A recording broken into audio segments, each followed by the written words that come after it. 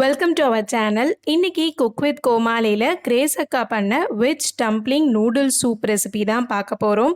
First நாம் dumpling பண்ணிடலாம். அதுக்காக 1 கப் அளவுக்கு மைதா மாவை ஒரு மிக்சிங் பவுலில் சேர்த்துருக்கேன். இப்போது இதுக்கு தேவையான அளவுக்கு உப்பு சேர்த்துக்கோங்க. அடுத்து நம்ம நார்மலாக சப்பாத்தி பிசைவோம்ல, அதே மாதிரி தான் கொஞ்சமாக தண்ணி சேர்த்துட்டு இதை ஒரு 5லேருந்து 6 நிமிஷம் அளவுக்கு நல்லா பிசைஞ்சிட்டு கொஞ்சமாக மேலே எண்ணெய் ஊற்றி ஒரு அரை மணி நேரம் ஊற வச்சிடலாம். இந்த கேப்பில் நம்ம இதுக்குள்ளே ஸ்டஃப் பண்ணுறதுக்கு ரெடி பண்ணிடலாம். நான் இன்றைக்கி கேரட், கொஞ்சம் காலிஃப்ளவர், கொஞ்சமாக கோஸு அண்ட் வெங்காயம் எடுத்திருக்கேன். காலிஃப்ளவரை சுடு தண்ணியில் போட்டு எடுத்துட்டு அதுக்கப்புறம் இந்த மாதிரி சின்ன சின்னதாக சாப் பண்ணி வச்சுருக்கேன். உங்களுக்கு எந்த சைஸ்க்கு வேணுமோ நீங்கள் சாப் பண்ணிக்கலாம்.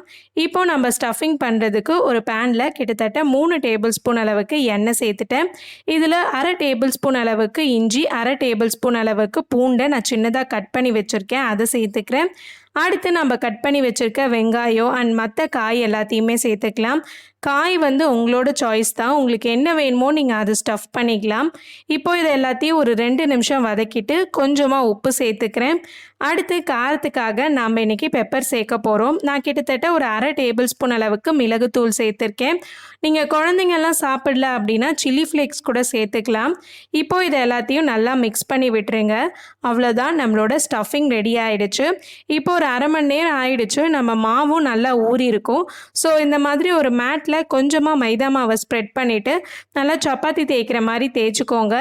ஆனால் ரொம்ப மெலிசாக தேய்க்கணும், இல்லைனா நம்ம டம்ப்ளிங் சாப்பிடும்போது கொழுக்கட்டை மாதிரி கொஞ்சம் திக்காகிடும். ஸோ இந்த மாதிரி நல்லா மெலிசாக தேய்ச்சிக்கோங்க. பாருங்கள், கீழே கை வச்சா என் கையே டிரான்ஸ்பரண்ட்டாக தெரியுது. அந்த அளவுக்கு மெலிசாக தேய்ச்சதுக்கப்புறம் உங்களுக்கு எத்தனை தேவையோ அந்த மாதிரி ஷீட் மாதிரி கட் பண்ணி வச்சுக்கலாம். அடுத்து இந்த மாதிரி எல்லாத்தையும் கட் பண்ணி வச்சுட்டு நம்ம இதில் ஸ்டஃப் பண்ண போகிறோம். நான் ஒரு அரை டேபிள் ஸ்பூன் அளவுக்கு தான் ஸ்டஃபிங் வச்சுருப்பேன். ஏன்னா இதை நீங்கள் மடிச்சுட்டு தண்ணியில் போட்டு வேக வைக்கும்போது நிறைய ஸ்டஃபிங் வச்சிங்கன்னா ஸ்டஃபிங்லாம் வெளியே வந்துடும். ஸோ கொஞ்சமாக வச்சுட்டு அதுக்கப்புறம் நம்ம இதை ரேப் பண்ணிக்கலாம். இப்போ ஓரத்துலலாம் இந்த மாதிரி தண்ணி தொட்டு வச்சுட்டிங்கன்னா உங்களுக்கு மடிக்கும் போது ஈஸியாக ஒட்டிக்கும். இப்போது ஒரு கார்னரை எடுத்து இன்னொரு கார்னரில் மடிச்சிங்கன்னா இந்த மாதிரி ஒரு ட்ரையாங்கிள் ஷேப் கிடைக்கும். அடுத்து மீதி இருக்க 2 எண்டையும் இந்த மாதிரி பின்பக்கமாக திருப்பி லைட்டாக ஜாயின் பண்ணிக்கலாம். இந்த மாதிரி தான் பண்ணணும்னு கிடையாது, உங்களுக்கு எந்த மாதிரி ஈஸியாக மடிக்க முடியுதோ நீங்கள் அந்த மெத்தட் ட்ரை பண்ணுங்கள். இதே மாதிரி எல்லாத்தையும் பண்ணி எடுத்துக்கோங்க. இப்போ ஒரு பேனில் 1 கப் அளவுக்கு தண்ணி ஊற்றி அதை நல்லா கொதிக்க வச்சுருக்கேன். நான் உப்பு எதுவுமே சேர்க்கலை, ஏன்னா நம்மளோட மாவுலேயும் உப்பு சேர்த்துட்டோம் அண்ட் ஸ்டஃபிங்லேயும் சேர்த்துட்டோம், அதனால் நான் எதுவுமே சேர்க்கலை.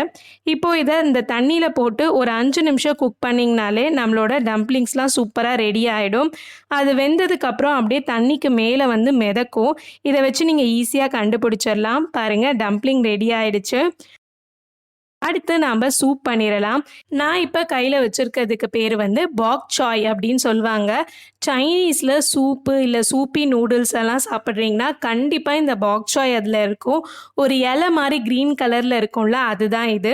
இது இலை ஒரு 2லேருந்து 3 நிமிஷத்துலேயே குக் ஆகிடும். பட் இந்த தண்டு இருக்குல்ல, அது மட்டும் கொஞ்சம் நேரம் ஆகும். அதனால் இந்த மாதிரி தனித்தனியாக எடுத்துட்டு இதை நல்லா ஒரு 2-3 டைம் கழுவி எடுத்துக்கோங்க. இந்த தண்டை நம்ம சின்ன சின்னதாக கட் பண்ணி சூப்போட ஸ்டார்டிங்லேயே சேர்த்துட போகிறோம். அண்ட் இலையை கடைசியாக சேர்த்திங்கனாலே குக் ஆகிடும். ஸோ நான் இப்போ இதை கழுவி எடுத்துக்கிறேன். அடுத்து பேனில் சூப் செய்கிறதுக்காக 1 டேபிள் ஸ்பூன் அளவுக்கு ஆலிவ் ஆயில் சேர்த்துக்கிறேன். இப்போ ஒரு அரை டேபிள் ஸ்பூன் இஞ்சி, ஒரு 1/4 டேபிள் ஸ்பூன் அளவுக்கு பூண்டை கட் பண்ணி வச்சுருக்கேன், அது சேர்த்துக்கலாம். அடுத்து இதில் கொஞ்சமாக வெங்காயம் சேர்த்துக்கோங்க. 1 கப் அளவுக்கு கேரட், 1 கப் அளவுக்கு கோஸ் சேர்த்துக்கிறேன். அடுத்து நம்ம அந்த பாக் சாய் க்ளீன் பண்ணி வச்சோம்ல, அதோட ஸ்டெம் இந்த மாதிரி கட் பண்ணி எடுத்திருக்கேன், அதுவும் இதில் சேர்த்துக்கலாம். அடுத்து இதில் 1 கப் அளவுக்கு காலிஃப்ளவரை நான் ஆல்ரெடி சுடு தண்ணியில் போட்டு எடுத்து வச்சுருக்கேன், அதை சேர்த்துக்கிறேன். காய் எல்லாமே உங்களோட சாய்ஸ் தான், உங்களுக்கு என்ன பிடிக்குதோ நீங்கள் அதை சேர்த்துக்கலாம். இதை ப்ரக்கோலி இல்லை உங்களுக்கு என்ன வேணுமோ அதை சேர்த்துக்கோங்க. இப்போ இது எல்லாத்தையும் 2 நிமிஷம் வதக்கி விட்டுட்டு கிட்டத்தட்ட 3 கப் அளவுக்கு தண்ணி சேர்த்துக்கோங்க. இதில் நீங்கள் வெஜிடபிள் ஸ்டாக் கூட சேர்த்துக்கலாம். பட் ஸ்டாக் இல்லை அப்படின்ற பட்சத்தில் இந்த மாதிரி தண்ணி சேர்த்துட்டு கிட்டத்தட்ட 20லேருந்து 30 நிமிஷம் லோ ஃப்ளேம் வச்சு கொதிக்க வச்சாலே சூப் சூப்பராக ரெடி ஆகிடும். இப்போது இதுக்கு தேவையான அளவுக்கு உப்பு சேர்த்துக்கோங்க. அண்ட் காரத்துக்காக நான் ஒரு அரை டேபிள் ஸ்பூன் அளவுக்கு மிளகுத்தூள் சேர்த்துக்கிறேன். உங்களுக்கு காரம் அதிகமாக வேணும்னு நினச்சிங்கன்னா நீங்கள் இன்னும் கூட கொஞ்சம் எக்ஸ்ட்ரா சேர்த்துக்கலாம். இப்போ கடைசியாக 1 டேபிள் ஸ்பூன் அளவுக்கு சோயா சாஸ் சேர்த்துக்கோங்க.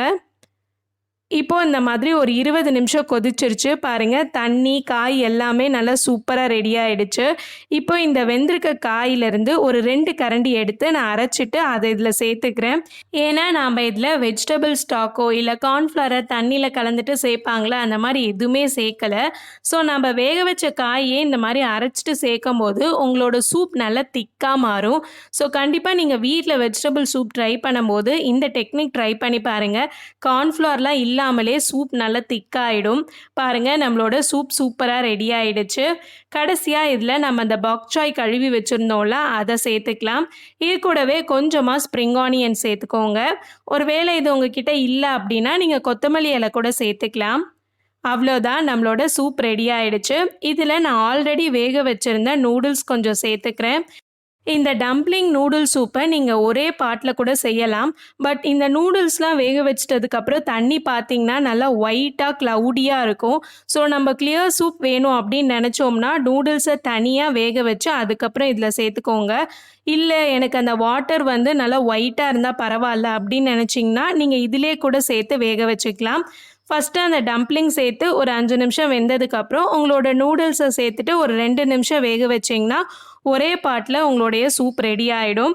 நான் தனித்தனியாக தான் வேக வச்சுட்டு அதுக்கப்புறம் எல்லாத்தையும் மிக்ஸ் பண்ணிக்கிட்டேன். அவ்வளோதான், நம்மளோட சூப்பரான veg dumpling noodle soup ready ஆகிடுச்சு.